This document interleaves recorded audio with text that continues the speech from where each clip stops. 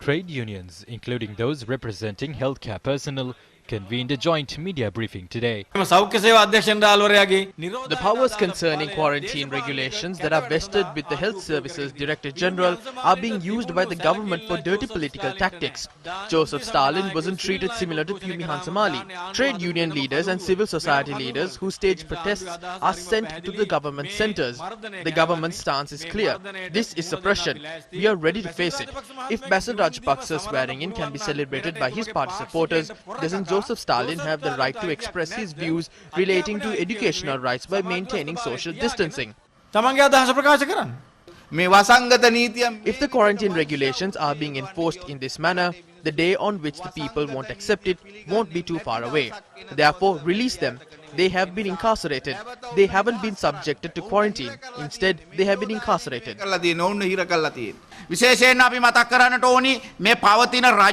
We must remember that it won't be long before this government is changed. Another government will be appointed after that. We wish to tell the police that we are interfering with the wrong people. Therefore, we will file individual lawsuits against the police officers who are connected to this. A joint press briefing was organized by civil activists, trade unions and more than 10 political parties today. Farmers across the country are preparing to protest, citing the shortage of fertilizer. Fishing communities are demanding the right to set sail. Students are demanding that free education not be interfered with by passing these bills and acts.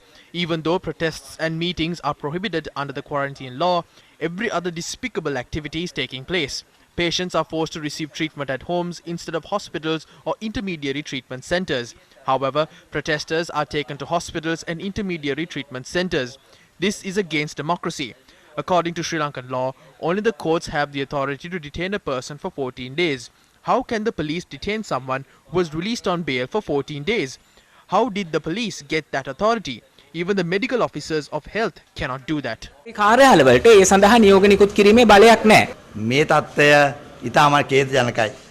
This is a tragic situation. We would like to advise the government to release our colleague Joseph Stalin, who was arrested under the guise of quarantine law, just like Sanjeeva and Duminder. If not, we will stop academic activities from Monday. Put an end to these activities. Stop the suppression of political activists and trade unions.